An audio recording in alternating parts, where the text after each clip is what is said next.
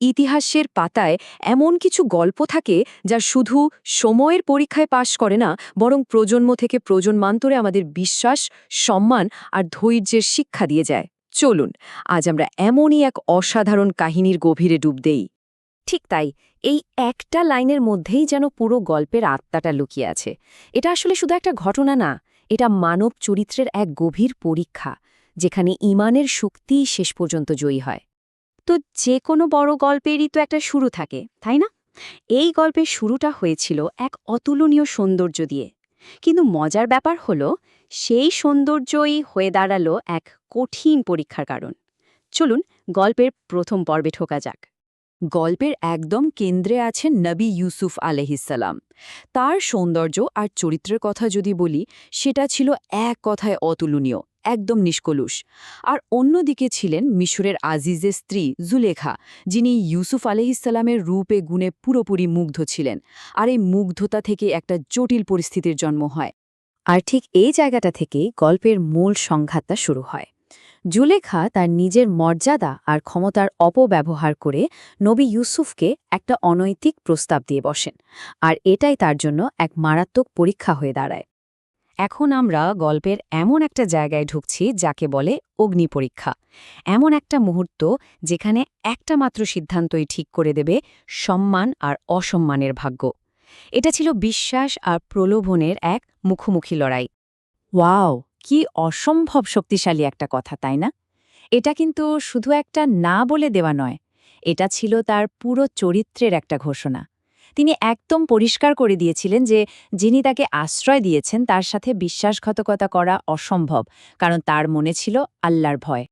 একবার শুধু পরিস্থিতিটা ভাবার চেষ্টা করুন তো, একদিকে বিশাল প্রলোভন আর অন্যদিকে একজন মানুষ নিজের বিশ্বাসকে বাঁচানো আপ্রাণ দৌড়াচ্ছেন। তার প্রতিটি পদক্ষেপই ছিল তার দৃঢ়তার প্রমাণ। তিনি নিজেকে বাঁচানোর জন্য পালানোর পথটাই বেছে নিয়েছিলেন। আর ঠিক তখনই গল্পটা এমন একটা নাটকীয় মোড় নিল যা কেউ কল্পনাও করতে পারেনি। যেটা ছিল একটা গোপন পরীক্ষার মুহূর্ত, সেটা হঠাৎ করেই সবার সামনে একটা প্রকাশ্য সংঘাতে পরিণত হল। আর এই একটা মুহূর্তই কিন্তু পরবর্তী সব ঘটনার জন্ম দিয়েছিল। নিজে দোষ ঢাকতে, সম্মান বাঁচাতে জুলেখা কি করলেন? বিন্দুমাত্র দেরি না করে পুরো দোষটা চাপিয়ে দিলেন ইউসুফের ঘাড়ে। এখানে আমরা দেখতে পাচ্ছি কিভাবে একটা মিথ্যা অভিযোগ দিয়ে সত্যকে ঢাকার চেষ্টা করা হচ্ছে। কিন্তু প্রশ্ন হল, সত্য কি আসলেই চাপা থাকে? আর এখানেই ঘটল এক অবিশ্বাস্য ব্যাপার। সত্যকে প্রতিষ্ঠা করার জন্য আল্লাহ এক অলৌকিক নিদর্শন দেখালেন। মায়ের কোলের এক নিষ্পাপ শিশু হঠাৎ কথা বলে উঠল, আর এমন এক সাক্ষ্য দিল যা ইউসুফ আলাইহিসসালামের নির্দোষিতা সবার সামনে দিনের আলোর মতো পরিষ্কার করে দিল। আচ্ছা, সত্য তো প্রমাণিত হল, তাই না? তাহলে তো গল্পের এখানেই শেষ হয়ে যাওয়ার কথা। কিন্তু না, বরং এখান থেকেই শুরু হলো আর একটা নতুন অধ্যায়।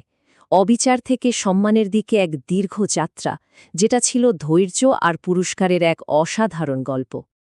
এটা কি অদ্ভুত একটা ব্যাপার না? সবাই জানে তিনি নির্দোষ, প্রমাণও হয়ে গেছে। তারপরেও শুধু সমাজের কানাঘুষা আর লোকলজ্জার ভয়ে একজন নিরপরাধ মানুষকে কিনা কারাগারে পাঠানো হলো। এটা আমাদের দেখায় যে এই দুনিয়ার বিচার সবসময় কিন্তু সঠিক হয় না। কিন্তু কারাগারের ওই অন্ধকার কি তার ভেতরের বিশ্বাসকে দমাতে পেরেছিল? বিলকুল না, বরং তিনি এই কঠিন সময়টাকেও একটা সুযোগ হিসেবে নিলেন আল্লাহর আরও কাছে যাওয়ার জন্য। তার ধৈর্য আর বিশ্বাস ছিল সত্যি অবিশ্বাস্য। এরপর অনেকগুলো বছর কেটে গেল। আর কথায় আছে না, সবুরে মেওয়া ফলে? ঠিক তাই হল।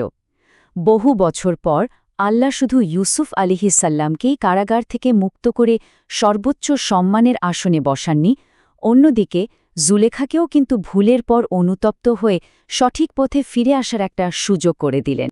তো এত লম্বা আর কঠিন একটা যাত্রার পর আমরা এবার গল্পের একদম শেষ পর্যায়ে চলে এসেছি। চলুন দেখি এই পুরো কাহিনীর শেষটা কি হলো, আর এর থেকে আমাদের মূল শেখার বিষয়টাই বাকি। তাহলে দেখুন, গল্পের মূল বার্তাটা কিন্তু একদম পরিষ্কার। জীবনে সাময়িক কষ্ট আসতে পারে, অবিচারও হতে পারে, কিন্তু শেষ পর্যন্ত সম্মান আর বিজয় তাদের জন্যই যারা আল্লাহকে ভয় করে চলে। নবী ইউসুফ আলাইহিসসালামের জীবন এই মহাসত্যেরই এক জীবন্ত উদাহরণ। শেষ করার আগে এই প্রশ্নটা আমাদের সবার জন্য।